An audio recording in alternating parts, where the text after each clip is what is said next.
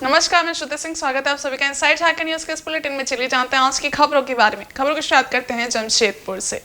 जमशेदपुर के जुगसलाई बलदेव बस्ती के रहने वाले दो सहोदर भाई की शुक्रवार रात सड़क दुर्घटना में मौत हो गई। दोनों भाई तीज होने के कारण बिष्टुपुर से अपने लिए भोजन लेकर एक ही बाइक से घर लौट रहे थे। तभी बिष्टुपुर में छगन लाल के पास तेज रफ्तार टेलर ने इन्हें टक्कर मार दी और फरार हो गया।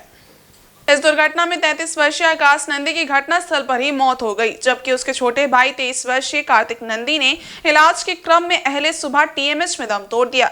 बताया जा रहा है कि आकाश नंदी पेशे से चालक था और भाड़े पर कार चलाता था। लोगों ने बताया कि शुक्रवार रात करीब 11 बजे दोनों भाई होटल से खाना लेकर वापस घर लौट रहे थे। इसी दौरान बिष्टुपुर छगनलाल के पास घटना घटी। घटना के बाद तुरंत ही कुछ लोगों ने घायल छोटे भाई कार्तिक को टीएमएच में भर्ती कराया, लेकिन अहले सुबह उसकी मौत हो गई।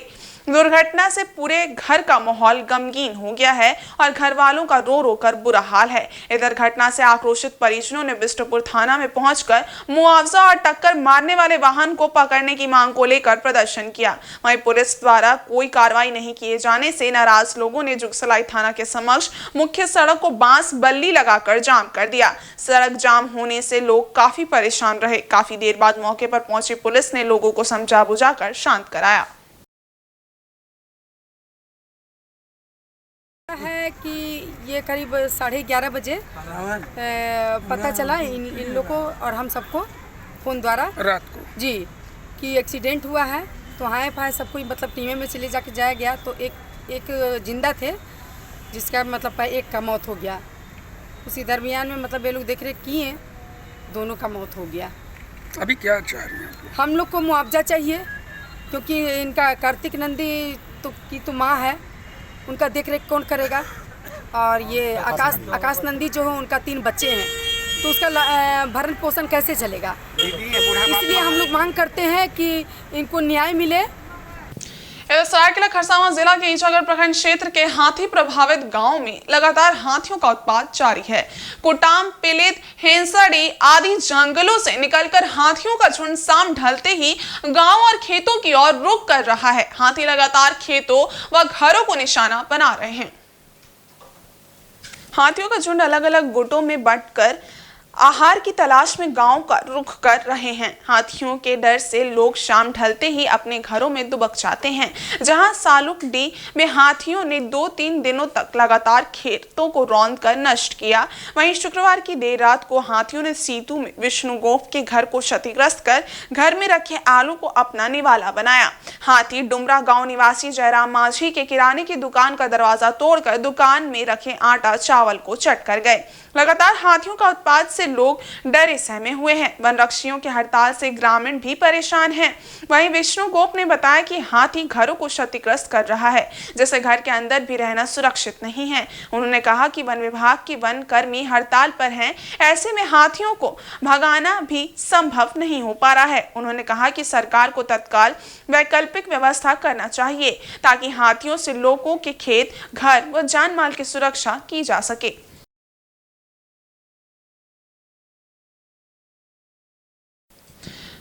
वहीं मुख्यमंत्री हेमंत सोरेन की अध्यक्षता में शुक्रवार को झारखंड कैबिनेट की बैठक हुई। झारखंड मंत्रालय में आयोजित बैठक में 63 प्रस्तावों पर मुहर लगी। कैबिनेट ने मुख्यमंत्री ट्रांसजेंडर पेंशन योजना समेत कई अहम प्रस्तावों को मंजूरी दी है।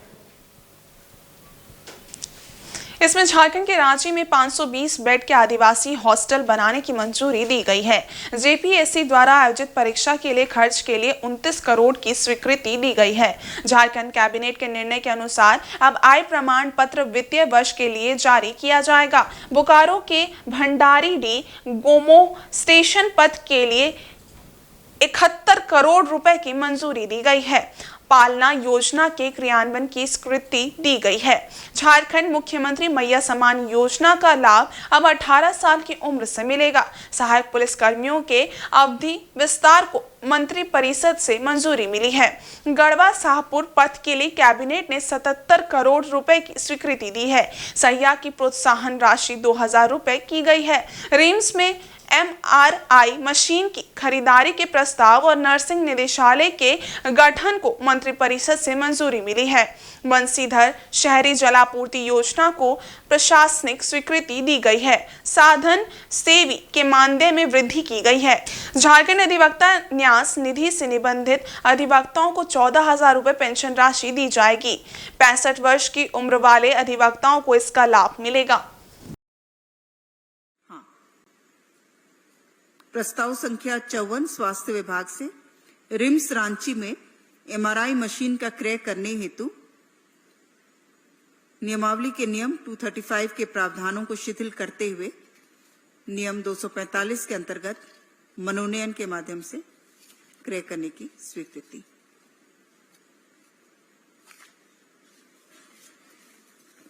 प्रस्ताव संख्या 55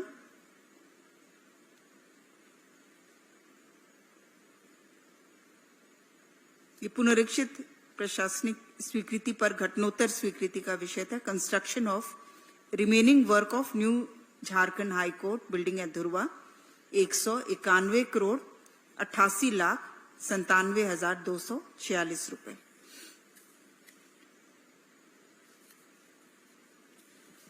प्रस्ताव संख्या 58 स्कूली शिक्षा एवं साक्षरता विभाग से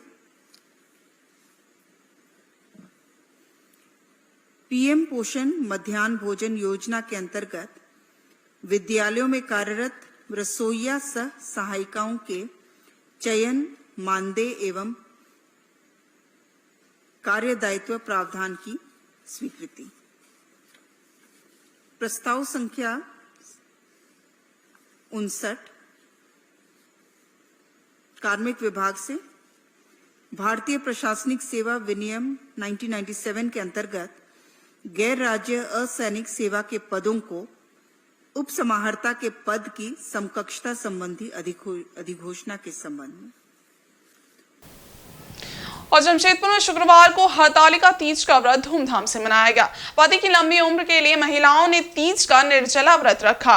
गोधूली के समय 16 श्रृंगार कर व्रती महिलाओं ने भगवान शिव, माता पार्वती और श्री गणेश का विधिवत पूजन कर अखंड सौभाग्य और परिवार की सुख समृद्धि की कामना की।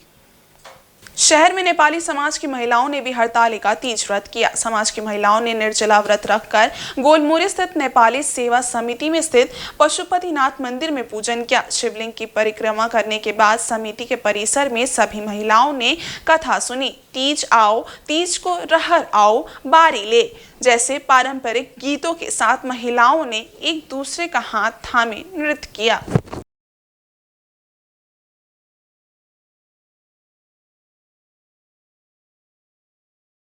अपना पति का लंबी उम्र के लिए आज उपास रहेंगे ना, अपना पति का आयु लंबा रहता है, इसीलिए हर औरत आज श्रृंगार बन के निर्जला उपास लेके अपना पति का पूजा करेगी। कल सुबह अपना पति को पैर का पानी पी के गोवर्धन पूजा करने के बाद पैर का पानी पी के और खाना खाएगी। तीज का खास काम लोग करते हैं, उसके लिए सूर्य श्रृंगार करते हैं और फास्ट करते हैं। शाम को जब पूजा पाठ करते हैं उसके बाद पति के पैर का पानी पीते हैं और पैर छूते हैं, आशीर्वाद लेते हैं। और खुद से बड़ों के घर में जो भी बड़े हैं उनके आशीर्वाद लेते हैं। उसके बाद फास्ट छूटते हैं। पहली बात तो सबसे पहले कि हम जितनी भी बेटियां होती है वो मायके जाती है तीज करने के लिए।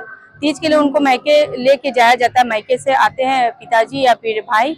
आने के बाद में फिर आज सुबह से हम लोग निर्जल उपवास रखे हैं और मायके से हम लोगों को जितना भी श्रृंगार का सामान मिलता है वो पहन करके हम लोग पूजन करते हैं। शिव पार्वती का पूजा करते हैं। पूजा करने के बाद में हम लोग अपना सांस्कृतिक कार्यक्रम करते हैं। नृत्य गान करना हमारे समाज में बहुत जरूरी होता है, जो भी व्रत करती है महिलाएं। आज हमारे समाज में हरतालिका तीज का उत्सव काफ़ी धूमधाम से मनाया जा रहा है, जिसमें हमारे समाज की माताओं बहनों के द्वारा सुबह श्री श्री पुष्पतिनाथ मंदिर में पूजा पाठ किया गया है एवं हमारे पुरुष के द्वारा कथा सुनाया गया, जिसका महिलाओं ने काफ़ी दिलचस्पी दिया उस कथा को सुनने में। इसके बाद जिस प्रकार ऐसा कहा जाता है कि ये हमारे हिंदू धर्म में सुहागिनों का ये त्यौहार माना जाता है, उस प्रकार हमारे समाज की माताएं बहनें भी सुबह मंदिर में आकर अपने सुहाग के लिए एवं अपने परिवार के अच्छे स्वास्थ्य के लिए भगवान से मनोकामना मांगे। इसके बाद आपका शाम को हमारे समिति भवन में नेपाली सांस्कृतिक कार्यक्रम का आयोजन किया गया। इसका हमारे माताओं एवं बहनों के द्वारा काफ़ी धूमधाम से पारंपरिक तरीके से अपना वेशभूषा पहन के नेपाली सांस्कृतिक कार्यक्रम का नृत्य संगीत का पेश किया गया और इसमें हमारे समाज के बहुत लोग इसमें शामिल हुए। इसमें सबों ने एक दूसरे को हरितालिका तीज का बधाई दिया, विशेषकर हमारे सुहागिन माता एवं बहनों ने। राजधानी रांची स्थित झारखंड मंत्रालय में शुक्रवार को मंत्रिपरिषद की बैठक के उपरांत काफी हर्षोल्लास और उत्साहपूर्ण माहौल देखने को मिला। एक तरफ अधिवक्तागण उनके कल्याण के लिए पेंशन की राशि में वृद्धि, स्वास्थ्य बीमा का लाभ जैसे ऐतिहासिक निर्णय के लिए सीएम का आभार जताने के लिए मौजूद थे, तो दूसरी तरफ कैबिनेट के अन्य निर्णय से भी लोग उत्साहित थे। इस दौरान पूरा झारखंड मंत्रालय देर शाम उत्साहयुक्त दिखा। बैठक के बाद मुख्यमंत्री ने कहा कि राज्य सरकार लगातार जनहित में फैसला ले रहे हैं। उन्होंने कहा कि राज्य के गरीब किसान युवाओं के प्रति ये सरकार संवेदनशील है। समाज के लोगों के अलावे सरकार के कर्मचारियों के हित में लगातार फैसले लिए जा रहे हैं। राज्य के अधिवक्ताओं के लिए भी इस बैठक में महत्वपूर्ण निर्णय लिए गए हैं। सरकार के द्वारा ऐतिहासिक निर्णय लेने की वजह से ही आप देख सकते हैं कि परिषद में हर्ष और उत्साह का माहौल देखने को मिल रहा है। वहीं झारखंड कैबिनेट में अधिवक्ताओं के हित में आए निर्णय के विषय पर झारखंड के महाधिवक्ता ने कहा कि वर्तमान सभी अधिवक्ता इसके लिए झारखंड सरकार के आभारी हैं, जिन्होंने 1 साल पहले अधिवक्ता संवाद में जो वादा किया था उसे पूरा किया है।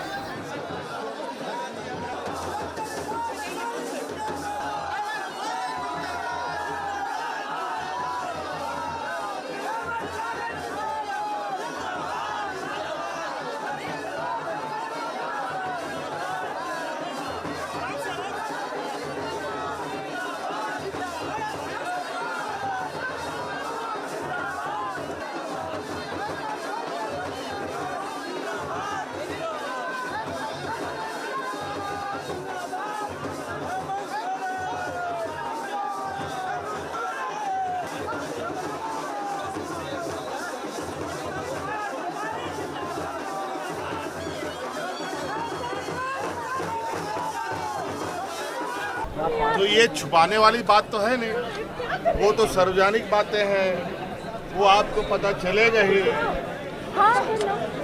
ये मुझे बताने की तो बात नहीं है, ये जनता के लिए सरकार काम करती है। राज्य के गरीब, गुरुआ, मजदूर, किसान के प्रति संवेदनशीलता के साथ काम करती है और आज हर वर्ग, गरीब गुरुआ से लेके सरकार के कर्मचारियों, सरकार के अंग के रूप में काम कर रहे हैं लोगों के लिए। और आज मुझे लगता है कि ऐतिहासिक निर्णय राज्य के अधिवक्ताओं के लिए भी निर्णय लिए गए हैं और पूरा विस्तृत रूप से हमारे कैबिनेट सचिव आपके समक्ष बातों को रखेंगे। और आज इस निर्णय का, आज का है सिर्फ ये निर्णय नहीं, आज जो इस भवन के परिसर में जो हर्षोल्लास का माहौल है, मैं आप लोगों से जानना चाहता हूं कि 2019 से पहले कभी आप लोगों ने देखा है? श्री हेमंत सोरेन जी के बहुत आभारी हैं। और जो हम लोग ने 1 साल पहले उनसे जो हम लोग ने एक आवेदन दिया था, वो अधिवक्ता संवाद में उन्होंने जो आश्वासन किया था, वो आज कार्यान्वित हो रहा है। पूरे राज्य में 30,000 अधिवक्ताओं को मेडिकल इंश्योरेंस, 5 लाख तक का बीमा, 5,000 रुपये प्रति माह जो नए अधिवक्ता हैं उनको पहले प्रथम 5 वर्षों के लिए प्रोत्साहन राशि और 15,000 रुपये पेंशन की राशि की जो ये स्कीम जो झारखंड सरकार ने लागू किया है, ये पूरे देश में अनोखा है और पहली बार झारखंड में शुरू हुआ है और ये पूरे देश के लिए एक मैसेज और एक संदेश लेके जाएगा। हम इसके लिए हेमंत सोरेन जी के लिए बहुत बहुत आभारी हैं। उनका बहुत बहुत हम लोग धन्यवाद हम लोग देते हैं। वहीं चक्रधरपुर प्रखंड के सिमीडीरी पंचायत अंतर्गत गोदाम ढीपा गांव निवासी सूरू महाली व उसकी पत्नी जानकी महाली का बीते दिनों निधन हो गया था। इसके बाद से उनके 5 बच्चे अनाथ हो गए हैं। इन बच्चों का उनकी दादी किसी तरह मजदूरी कर भरण पोषण कर रही है। बताया जाता है कि अनाथ बच्चों की मां जानकी महाली 2021 में गर्भवती थी, लेकिन इलाज के दौरान उसकी मौत हो गई। पत्नी के मौत के बाद पति सूरू महाली को पैरालिसिस अटैक हुआ और इलाज के अभाव से 2024 में उसकी भी मौत हो गई। माता पिता का निधन होने से छोटे छोटे 5 बच्चे अनाथ हो गए। इतना ही नहीं, बारिश के मौसम में उनका घर भी धंस गया। इसकी सूचना मिलने पर शनिवार को सुमिता होता फाउंडेशन के अध्यक्ष सह समाज सेवी सदानंद होता अनाथ बच्चों से मिलने गोदाम ढीपा गांव पहुंचे। इस दौरान बच्चों की बूढ़ी दादी बासमती महाली ने बताया कि उनके बेटे बहू का निधन हो गया है, जिस कारण 5 बच्चे अनाथ हो गए हैं। 5 बच्चों में सबसे बड़ी बेटी 15 वर्षीय पूजा महाली दिव्यांग है। आर्थिक स्थिति कमजोर होने के कारण सभी बच्चे पढ़ाई से वंचित हैं और छोटे छोटे बच्चे मजदूरी करने को विवश हैं। समाज सेवी सदानंद होता ने कहा कि समाज के सभी बच्चों को बेहतर शिक्षा मिलना चाहिए। इसके लिए बड़ी बेटी पूजा को कस्तूरबा गांधी आवासीय बालिका विद्यालय में भर्ती कराया जाएगा। इसके अलावा अन्य 4 बच्चों को गांव के सरकारी स्कूल या एकलव्य विद्यालय में नामांकित कराई जाएगी। आबू आवास योजना के तहत पक्का मकान के लिए स्वीकृति कराई जाएगी। और अभी हम लोग का राज्य सरकार का एक योजना चल रहा, सरकार आपके द्वारा जी, और आपकी योजना आपकी सरकार, तो इसके तहत इनको आबू आवास में हम लोग रजिस्ट्रेशन करा देंगे। और ये जो बच्चे लोग का हालत देख रहे हैं, ये बच्ची भी पढ़ाई छोड़ चुकी है, जो बड़ी लड़की है, और किसी कारणवश बीमारी के कारणवश उसका हाइट नहीं बढ़ पाया, और उसका कस्तूरबा में एडमिशन का हम प्रयास करेंगे। और उसके बाद जितने बच्चे हैं सबको पढ़ाई के लिए हम लोग देखते हैं। आपका ये लोग ST या SC में आता है, ST में आता है, तो ये लोग का एकलव्य विद्यालय हो, और ये बच्ची तो 5 क्लास में पढ़ती है, इसका देखते हैं यहाँ हो सकता है उसको भी एडमिशन करा दें। तो जिसका जैसा होगा, नवोदय विद्यालय में भी अभी वैकेंसी निकला है, लेकिन उसमें तो मेरिट के आधार पर होता है, लेकिन एकलव्य विद्यालय और कस्तूरबा विद्यालय में बच्ची लोग का एडमिशन हो सकता है। उम्र के आधार पर 6 क्लास से एडमिशन लेता है। हम लोग बात कर रहे हैं सब चीज़।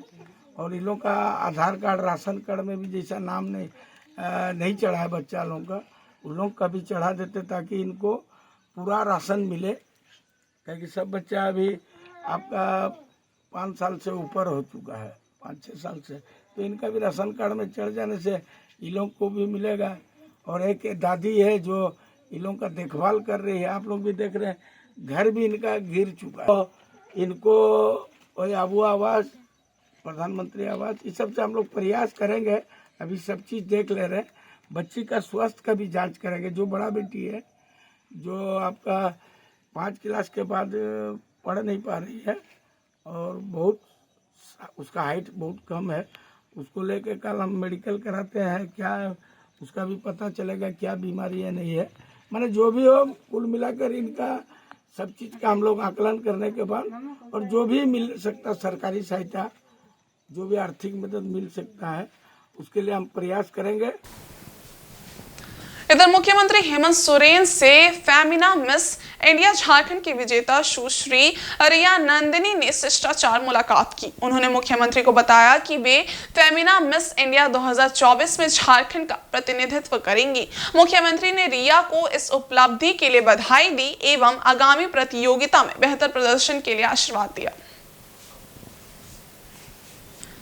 मुख्यमंत्री ने कहा कि राज्य की बेटियां हर मुकाम पर आगे बढ़ें, इसमें राज्य सरकार पूरा सहयोग करेगी। मुख्यमंत्री से मुलाकात करने वाले में रिया नंदिनी के पिता नवल किशोर प्रसाद, माता संगीता, भाई ऋषिराज, शिक्षक वसीम आलम और सामाजिक कार्यकर्ता आशुतोष द्विवेदी मौजूद थे। ज्ञात हो कि रांची की रहने वाली रिया नंदिनी कोलकाता में आयोजित फेमिना मिस इंडिया झारखंड 2024 चुनी गई। वे अब मुंबई में फेमिना मिस इंडिया 2024 के डायमंड जुबली एडिशन के ग्रैंड फिनाले में हिस्सा लेंगी।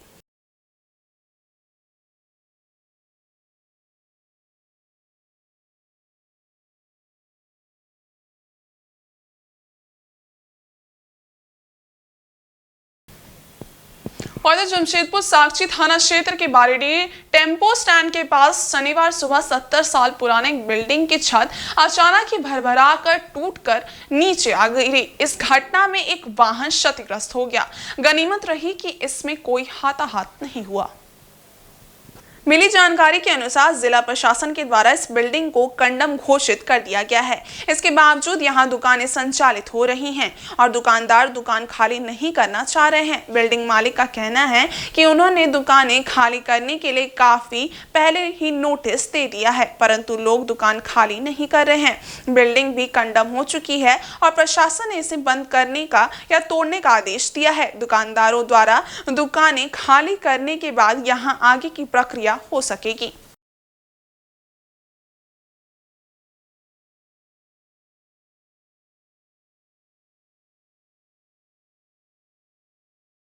है प्रॉपर्टी डिस्प्यूट है, हम कैसे जिम्मेदार हो सकते हैं? इसमें केस चल रहा है। डिस्प्यूट है तो दुकान क्या हुआ?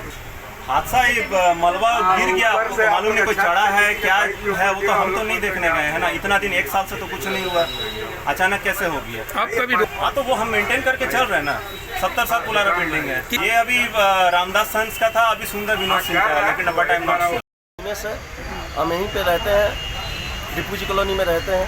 मेरा बाइक कल रात को यहाँ पे खड़ा था, हम अपना बच्चा को ट्रीटमेंट कराने के लिए गए थे। जब आए ये पूरा ये जो पॉपुलर फार्मा है, इसका पूरा पार्ट, बिल्डिंग का पार्ट और पिलर गिर के नीचे पूरा मेरा गाड़ी, जो कि 2 दिन पहले इधर पूरा क्षतिग्रस्त हो गया। उससे किसी का जान माल अभी क्षति हो सकता था। कोई इधर से आता जाता तो वो भी डेथ कर जाता। आप देख सकते क्या हुआ, इसका वीडियो भी है। मेरा गाड़ी, मेरा पास गाड़ी जो 2-3 दिन पहले हम बनाए हैं, मेरे को पूरा गाड़ी बना हुआ चाहिए। इधर आदित्यपुर स्थित न्यू डिस्को क्लब द्वारा आयोजित गणेश पूजा के भव्य पूजा पंडाल का उद्घाटन मुख्य अतिथि जियाडा के प्रबंध निदेशक प्रेम रंजन ने फीता काट कर किया। इस मौके पर उन्होंने भगवान गणेश की पूजा अर्चना की एवं झारखंड वासियों के लिए सुख समृद्धि और उत्तम स्वास्थ्य की कामना की। कार्यक्रम में विशिष्ट अतिथि के रूप में आदित्यपुर नगर परिषद के पूर्व उपाध्यक्ष पुरेन्द्र नारायण सिंह, युवा उद्यमी से समाज सेवी अरविंद तिवारी, आयकन निरीक्षक संतोष कुमार चौबे सहित अन्य अतिथि उपस्थित थे। प्रबंध निदेशक प्रेम रंजन ने अपने संबोधन में भगवान गणेश की पूजा अर्चना करने के साथ साथ माता पिता की भी सेवा तन मन धन से करने का आज की युवा पीढ़ी से आग्रह किया। उन्होंने कहा कि पर्व त्योहार भारतीय संस्कृति का अभिन्न अंग है और ये हमें समाज में शांति, सद्भाव और भाईचारा बनाए रखने का मार्ग प्रशस्त करता है। उद्घाटन समारोह के मौके पर आदित्यपुर नगर परिषद के पूर्व उपाध्यक्ष पुरेन्द्र नारायण सिंह ने कहा कि दुनिया की सबसे पहली सर्जरी भगवान गणेश के सिर की हुई थी और वो सफल सिर्फ इसलिए हुई क्योंकि उन्होंने माता पार्वती और पिता शिव को अपने जीवन में सर्वोच्च स्थान दिया। ठीक उसी प्रकार युवाओं को भी माता पिता के प्रति समर्पित भाव रखना चाहिए, तभी उनका जीवन सार्थक है। किसी की पूजा अर्चना करना चाहते हैं तो पूजा के साथ साथ ये जो प्रतीकात्मक पूजा हम लोग करते हैं विधि विधान के साथ, इसके साथ साथ अगर आप माता पिता की सेवा नहीं करते हैं, माता पिता के सच्चे अर्थों में पूजा नहीं करते हैं, तो आपका पूजा करना सार्थक नहीं होगा। इन्हीं बातों के साथ मैं अपनी वाणी को इस बात के साथ विराम देता हूँ कि आप तमाम कमेटी के सदस्य पूजा को हर वर्ष की भांति, पिछले 30 वर्षों की भांति पूजा को सफल बनाएंगे। आप सबको बहुत बहुत प्रणाम। जय भारत, जय हिंद। कि आज के दौर में जब पारिवारिक संस्थाओं का अवमूल्यन लगातार हो रहा है,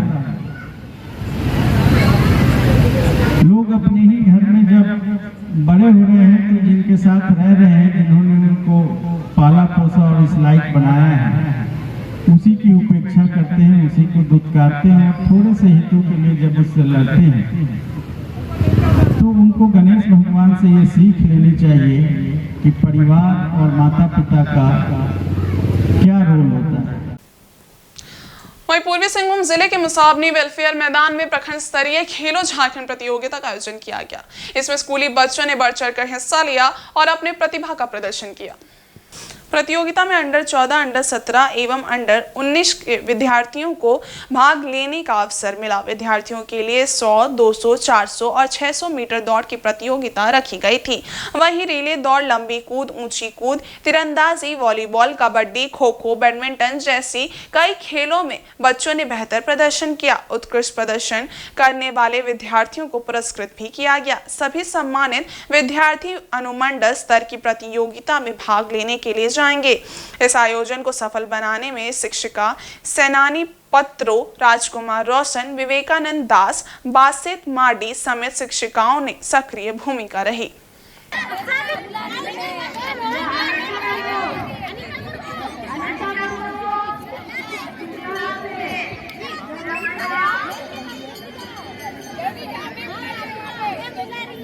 की भांति हमारे विभाग की ओर से खेलो झारखंड प्रतियोगिता का आयोजन किया जाता है, जिसके तहत हमारे प्रखंड लेवल पे 4 तारीख को लड़के में सभी आयु वर्ग के बच्चों का खेल, हर प्रकार का जो गतिविधि है, जिसमें लंबी कूद, ऊंची कूद, रनिंग है, वॉलीबॉल है, क्रिकेट है, कबड्डी है, सारे आइटम 4 तारीख को लड़के वर्ग का किया गया और आज जो है 6 तारीख को लड़की वर्ग का आयोजन किया जा रहा है।